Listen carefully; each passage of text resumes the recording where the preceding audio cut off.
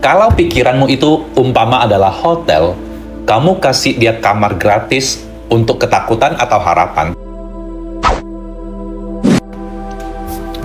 Pernah nggak kamu punya mimpi yang bikin kamu semangat banget?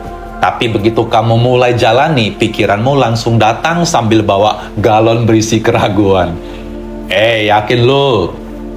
Tapi kamu kan nggak punya modal. Entar kalau diketawain orang gimana? Padahal kamu belum mulai apa-apa, tapi kepala kamu udah kayak sinetron 347 episode. Drama internal tanpa iklan. Pikiran itu kayak penjaga pintu. Masalahnya dia sering terlalu protektif. Sampai-sampai semua yang seru ditolak masuk. Banyak orang pikir, kalau aku mikir gitu berarti emang kenyataan kali ya. Pikiran itu bukan kenyataan, tapi cerminan persepsimu. Dan persepsi itu bisa keruh kalau kamu, misalnya, trauma masa lalu, kebanyakan overthinking, atau sering dengar kata-kata toksik dari orang-orang yang bahkan nggak tahu mimpi kamu seperti apa. Tony Robbins pernah bilang, When focus goes, energy flows. kalau kamu terus fokus ke ketakutan, ya energimu habis buat membangun pagar penghalang, bukan jembatan menuju impian. Bayangin hidupmu kayak aplikasi Spotify. Kamu bisa pilih seperti playlist lagu galau tanpa gagal. Isi lagunya nanti nggak ada yang suka gimana. Atau playlist yang berisi lagu-lagu yang memberikan semangat. Masalahnya banyak orang tiap hari play lagu otomatis berisi lagu-lagu yang menyabotase diri sendiri. Terus heran, kok aku nggak maju-maju ya? Padahal kamu sendiri yang nyetel playlistnya. Muhammad Ali pernah berkata, The man who has no imagination has no wings. kalau kamu nggak bisa bayangin dirimu sendiri sukses, ya kamu kayak ayam yang lupa bisa terbang. Padahal sayap itu udah ada, tinggal dilatih. Jim Carrey juga pernah berkata, You can fail at what you don't want. So you might as well take a chance on doing what you love. gagal itu universal, tapi setidaknya gagal di jalur yang kamu cinta itu lebih berharga daripada aman di tempat yang kamu benci. Peribahasa juga berkata, berani karena benar, takut karena salah. Tapi kadang takut bukan karena kita salah, melainkan karena kita kebanyakan mikir dan kepercayaan diri lagi cuti. Kisah si tukang fotokopi. Ada seorang laki-laki kerja di tukang fotokopi kampus. Tiap hari lihat mahasiswa bawa skripsi, tapi dalam diam dia belajar ngetik. Dia ambil kursus online gratis, dan setiap malam dia nulis cerita fiksi kecil-kecilan.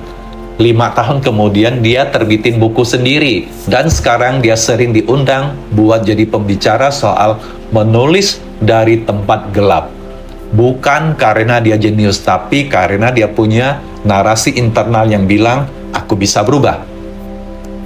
Bayangin pikiranmu kayak grup WhatsApp. Isinya adalah anggota bernama rasa takut, anggota bernama overthinking, anggota bernama pengalaman takut gagal 2012, dan satu anggota pasif yang bernama impian besar tapi pemalu. Pertanyaannya, siapa adminnya? Kalau bukan kamu yang ambil alih, ya selamanya grup itu diatur sama drama.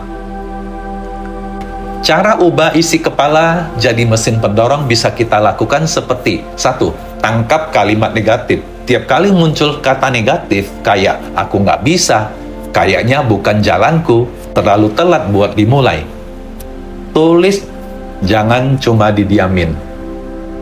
Langkah kedua, tanya, ini fakta atau firasat aja? Contohnya, gagal itu pasti? Salah. Banyak yang gagal dulu terus bangkit. Yang ketiga adalah ganti skripnya. Dari aku belum siap menjadi aku bisa mulai dari yang kecil.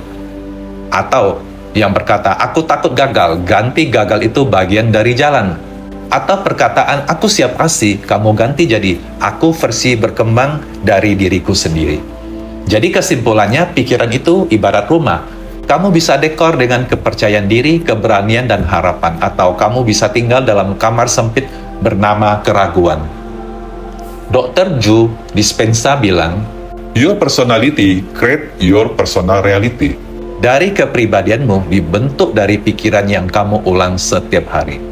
Artinya, kamu bukan pikiranmu. Kamu adalah pengamat dari pikiranmu.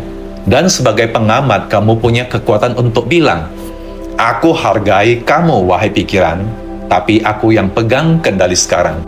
Sekali melangkah, pantang mundur, kata peribahasa yang lama. Tapi lebih penting lagi adalah sekali sadar, jangan kembali ke autopilot ketakutan. Kalau kamu pernah merasa kepalamu sendiri jadi musuhmu, tulis komentar. Hari ini aku ambil alih pikiran dan mimpiku. Tarik nafas yang dalam, tenangkan hati dan pikiranmu, rasakan kedamaian, hembuskan nafas pelan-pelan, resapi kalimat-kalimat yang baru didengar dari video ini. Tenang, tenang, tenang.